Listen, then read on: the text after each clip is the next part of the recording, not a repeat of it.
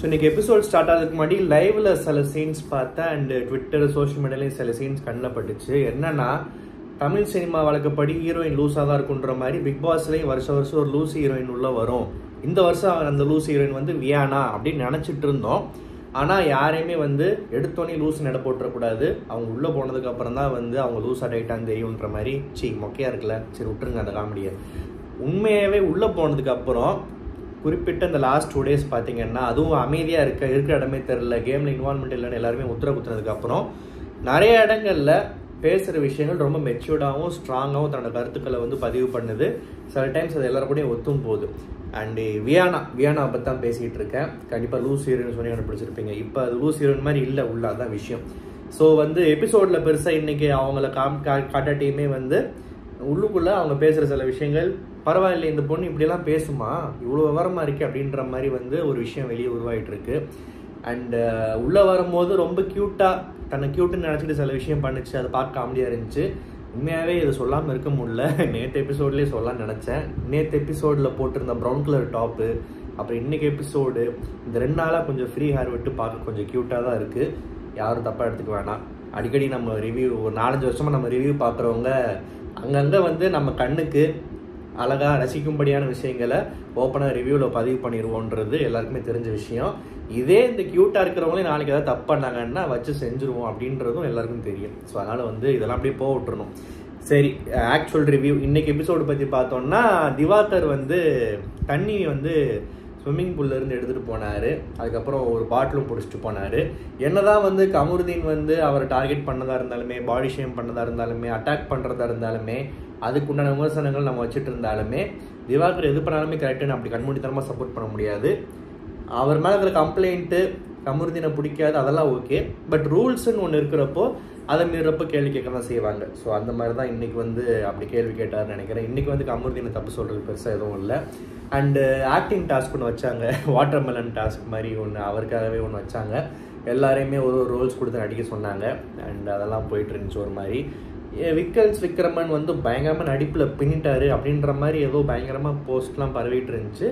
எல்லோரும் மாதிரி ஓகே, அவர் நல்லா பண்ணாருன்ற மாதிரி தான் சொல்ல முடியும். ஸ்பெஷலாக அதில் ஒன்றும் நான் பார்க்கல.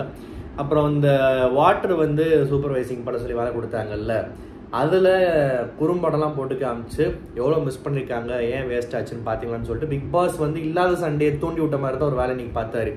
என்னதான் நம்ம கமருதீனை பயங்கரமாக விமர்சனம் பண்ணி திட்டிகிட்டு இருந்தாலுமே, கமருதீனும் சபரியும் ஃபஸ்ட்டு டாஸ்க்குன்ற வச்சு பார்க்குறப்போ, அதுவும் கஷ்டமான ஒரு தனி டாஸ்க்கு, லைட் எறிகிறப்பெல்லாம் போய் சவுண்டு கேட்டால் கூட பரவாயில்ல, லைட் எரிஞ்சால் போய் டக்குன்னு பிடிச்சிடணும்னு வச்சு பார்க்குறப்போ ஒரு டீசென்ட் ஜாப் நல்லா பண்ணியிருக்காங்களே அப்படின்னு தான் தோணுச்சு. பிக் பாஸ் போட்டு காமிச்ச அந்த குறும்படத்திலே பார்த்தீங்கன்னா எந்த செஷன்லையுமே முழுசாக மிஸ் பண்ணலையே. பசங்க முன்ன பின்ன 10 செகண்ட் 20 செகண்ட் எல்லாமே போய் பிடிச்சிட்டாங்களே அப்படின்ற மாதிரி தான் தோணுச்சு.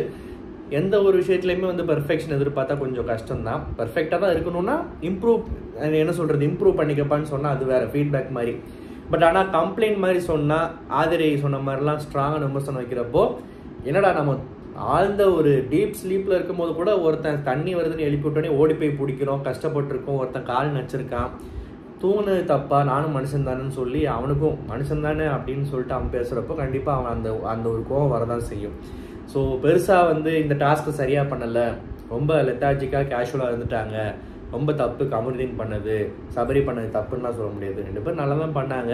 பிக் பாஸ் தான் வேணும்னே தண்ணி விஷயத்தில் என்னடா பிரச்சனையும் வரமாட்டேங்குது, சரி நம்மளே ஒரு விஷயம் தூண்டிட்டோம்னு சொல்லிட்டு அவங்க டீசெண்டாக பண்ண ஒரு டாஸ்க்கை படுமோசமாக ஏதோ ரொம்ப என்ன சொல்கிறது, லேசியாக கண்டுக்காமல் விட்ட மாதிரி ஒரு ப்ரொஜெக்ஷனை உண்டாக்குறதுக்கே தூண்டி விட்ட மாதிரி தான் இருந்துச்சு. அப்புறம் இந்த கேப்டன்சி டாஸ்கில் ஃபில்டர் பண்ணி வச்சுருந்த அந்த 8 பேருக்குள்ளே இந்த ஜீன்ஸு வாஷ் பண்ணுற டாஸ்க் ஒன்று, கடைசியில் போய் லாஸ்ட்டில் காய போட்டு அதில் இருக்கிற ஆளுக்கெல்லாம் பார்த்து அதில் ஒரு 3 பேர் இந்த பால் பொங்க வச்சு ஆரம்பிச்சதுலேருந்து இந்த ஜீன்ஸ் கலர் வரைக்கும் இந்த டாஸ்க்கே ஒரே கேப்டன்சி டாஸ்க்குனா ரொம்ப இன்ட்ரெஸ்டிங்காக இருக்கும். கிறிஸ்பாக ஷார்ட்டாக யாரா ஜெயிக்க போகிறான்ற மாதிரி இழுத்து ஒரு மாதிரி ஜவு மாதிரி இழுத்துக்கிட்டு இருக்காங்க. இந்த டாஸ்கில் இந்த பார்வதி ஒழுங்காக ஒரு போகிற, இதை எடுக்கிற, தண்ணி பிடிக்கிற, வர துவைக்கிற ஒரு ஆர்டர் சொல்கிறாங்கல்ல, அதில் ஸ்கிப் பண்ணி ஸ்மார்ட்டாக ப்ளே பண்ணி ஏதோ ட்ரை பண்ணுச்சு. ரூல்ஸ் படி தப்புன்னு சொல்லி கண்டுபிடிச்சி எல்லாரும் சொன்னோடனே அப்போவே போயிருக்கலாம். ரூல்ஸுன்னு பிக் பாஸ் வீட்டில் என்ன தான் நியாயம் தர்மம் எவ்வளோ விஷயங்கள் இருந்தாலும், பக்கம் என்ன தான் இமேஜ் இருந்தாலுமே எப்படி நம்ம திவாகர் வந்து ரூல்ஸ் படி பண்ண தப்புன்னு சொன்ன மாதிரி ரூல்ஸ்னால் கண்டிப்பாக எல்லாருமே கேட்டு தான் ஆகணும். அதை பிக் பாஸ் ரொம்ப ஸ்ட்ரெஸ் பண்ணுவாப்புல. ஹவுஸ்மேட்ஸுமே அது ஒரு அருள்வாக்க அதை பற்றி கண்டிப்பாக எடுத்து பேசுவாங்க. ஸோ ரூல்ஸ் படி இது தப்பு பாருன்னா போயிருக்கணும். வம்புக்கு 2 சண்டை போட்டதுனால இந்த பொண்ணு பேர் என்ன எமியா, இந்த எமியும் பார்வதியும் வந்து இந்த கொலையாடி சண்டைன்னு வாங்கல்ல, அது உண்மையாகவே அந்த தண்ணி பிடிக்கிற விஷயத்தில் சண்டை போட்ட மாதிரி சண்டை நாரிடுச்சுன்னு நினைக்கிறேன். கிட்டத்தட்ட நாரிடுச்சுன்னா இதுக்கு முன்னாடி பார்த்த சண்டை மாதிரிலாம் நாரலை, ஓரளவுக்கு கொஞ்சம் அப்படி தான் போச்சு. அந்த பொண்ணு பேஸ்கெட் பால் பிளேயர்ன்றதுனால பார்வதியை பந்தா நினச்சி ஒரு உருட்டு விட்டு போயிடுச்சு. பார்வதி ஓகே ரூல்ஸ் ஃபாலோ பண்ணல, அழுக்கு தண்ணியில் துவைப்போன்னு சொல்லிட்டு ஏதோ பண்ணாங்க. இந்த கேம் முடிச்சுட்டு எல்லாருமே வந்து ஒரு மாதிரி பார்வதி பண்ணதை வந்து கொஞ்சம் கலாய்ச்சி பேசிகிட்டு இருந்ததை, பார்வதியோட ரியாக்ஷனை வந்து நான் இப்படி ஒரு பார்வதிக்கு இப்படி ஒரு சைடு இருக்குது, இப்படி ஒரு எமோஷனல் இல்லை, இப்படி ஒரு பிரேக் டவுன் ஆகிற ஒரு இது இருக்குன்றத நான் எந்த இதுலேயும் பார்க்கல. ஏன்னா பார்வதி ஏற்கனவே சர்வைவர்ன்ற ஷோவில் முழுசாக பார்த்து ரிவ்யூ பண்ணியிருக்கோம், அப்புறம் அங்கங்கே மீடியாவில் பார்த்துருக்கோம், அந்த பொண்ணு போடுற வீடியோஸ்லேயே பார்த்துருக்கோம். தனத்தானே மதுரைக்காரி போல்டுன்னு பயங்கரமாக முத்திரை குத்து பேட்ச் குத்திட்டு வர ஒரு பொண்ணு இந்த மாதிரி கிண்டல் பண்ணுறாங்க. ரொம்ப ஒரு புள்ளி பண்ணுற மாதிரிலாம் ஒன்றும் இல்லை, அப்படிலாம் ஒன்றும் இல்லை. பட் கிண்டலாக பேசிட்டு இருக்கிறத ஸ்போர்ட்டிவாக எடுத்து தானும் சேர்ந்து கலாய்ச்சி வேறு மாதிரி ஃபன்னாக மாற்றிருக்கலாம். பார்வதிக்கு அதெல்லாம் வரும் கண்டிப்பாக. ஆனால் அந்த உதடு வந்து ஒரு மாதிரி அப்படியே அந்த விஜயகாந்த் மாதிரி கண்ணு உதடெல்லாம் ஒரு மாதிரி துடிக்க ஆரம்பிச்சு அழுக ஆரம்பிச்சிருச்சு. டக்குன்னு பார்க்குறப்போ எப்பயுமே வந்து இந்த மாதிரி அழுக தெரியாத கேரக்டர்ஸ் டக்குன்னு அழுகிறப்போ பார்க்குறதுக்கு நமக்கு கஷ்டமாக இருக்கும். ஸோ டக்குன்னு பார்த்தப்போ ஒரு மாதிரி இருந்துச்சு. அதுக்கப்புறம் என்ன சொல்கிறது, அது ரொம்ப ஒரு மாதிரி சர்வைவரில் வந்து இதுதான் பெரிய கஷ்டமான கேம், இது சும்மா வீட்டுக்குள்ளே நடக்கிற விஷயம் இல்லை, உங்களுக்கு நைட்டாக காலைல பெல் அடிப்பாங்க, பாட்டு போடுவாங்க, சாப்பாடு வரும், அப்படிப்பட்ட கேம்லாம் இல்லைன்னு சொல்லிட்டு பிக் பாஸை மட்டம் தட்டி சர்வைவரில் பார்வதி பேசுனது எனக்கு இன்னும் ஞாபகம் இருக்குது. அன்றைக்கி கூட நம்ம திட்டியிருப்போம், உனக்கு ஒரு சான்ஸ் கிடைக்கலன்னா அதுக்காக நீ மட்டம் தட்டி பேசுவியா, வந்த இடத்துல அந்த கேம் ஆட்டுப்போம் அப்படின்னு சொல்லிட்டு. பார்த்தீங்களா, நீங்கள் சர்வைவர் அளவு கஷ்டப்பட தேவையில்லை. ஆனால் இந்த வீட்டில் சகல வசதிகளோட நீ சர்வைவ் ஆகிறதுக்கே கஷ்டம், மென்டலி ஒன்று எப்படி உருக்கடைச்சிட்டாங்க பார்த்தியா. ஸோ இதெல்லாம் ஒரு சின்ன லெசன் தான். எந்த கேமுமே வந்து அப்படி இதாக பேசிடக்கூடாது, நமக்கு சான்ஸ் கிடைக்கலன்றதுக்காக.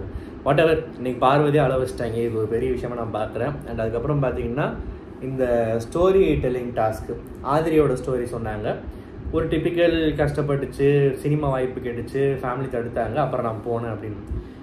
ஓகே, ஆதிரைன்றது எத்தனை பேருக்கு தெரியுதுக்கு முன்னாடி? பிகில்லே வந்து சொன்னதுக்கப்புறம் தான் அந்த போஸ்டரில் இப்படி ஒரு பொண்ணு இருக்குன்னு சொல்லிட்டு டக்குன்னு ஞாபகம் வந்துச்சு. நான் எங்கள் ஊரில் நான் பல பேருக்கு நான் ஒரு பெரிய எக்ஸாம்பிள் அப்படின்னு சொன்னாங்க. இன்னும் நிறைய அச்சீவ் பண்ணிட்டு சொன்னால் இன்னும் சூப்பராக இருக்கும்.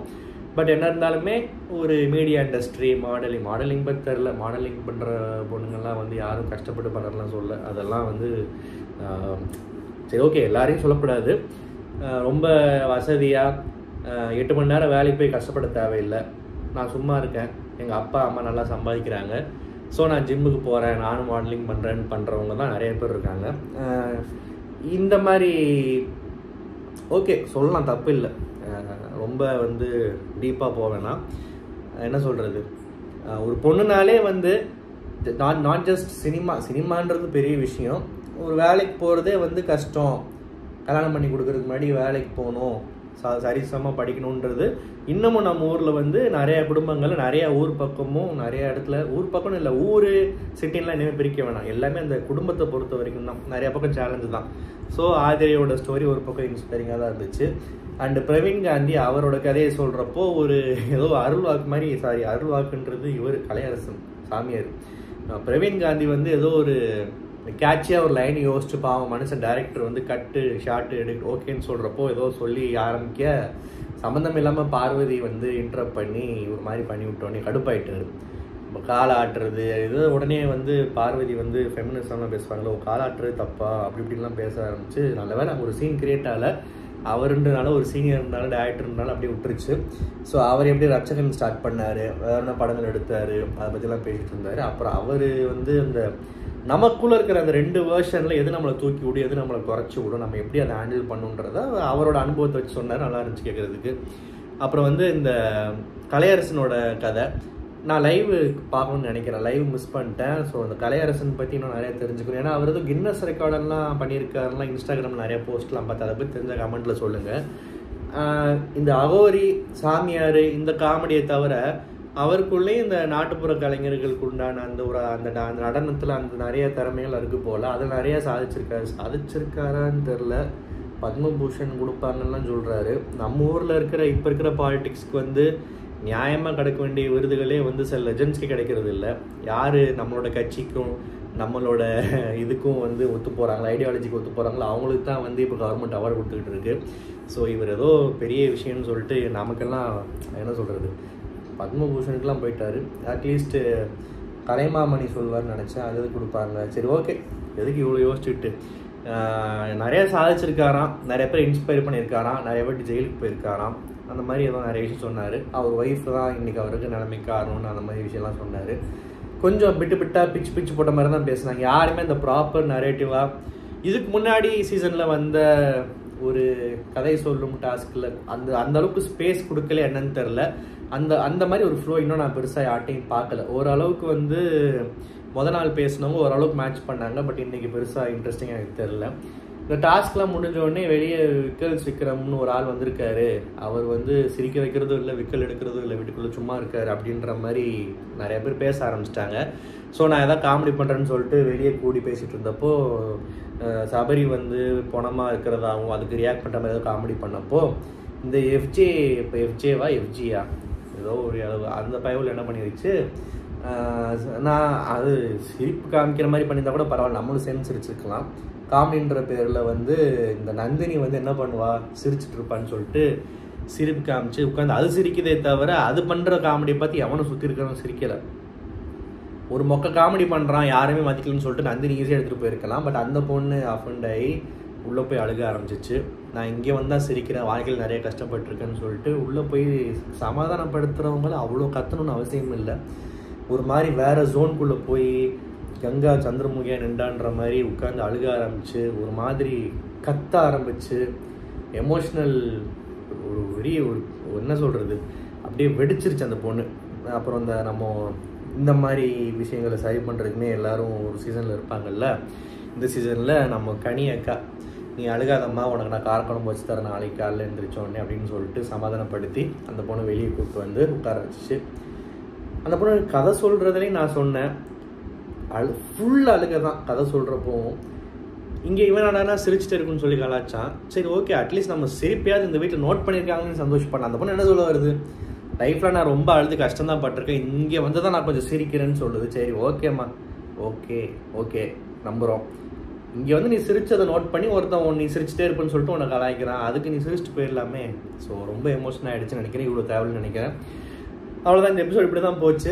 அண்ட் நாளைக்கு எதாவது இன்ட்ரெஸ்டிங்காக இருக்கான்னு பார்ப்போம். இந்த ரிவ்யூ உங்களுக்கு பிடிச்சிருந்தா மறக்காம சேனல் சப்ஸ்கிரைப் பண்ணுங்கள். நன்றி, வணக்கம்.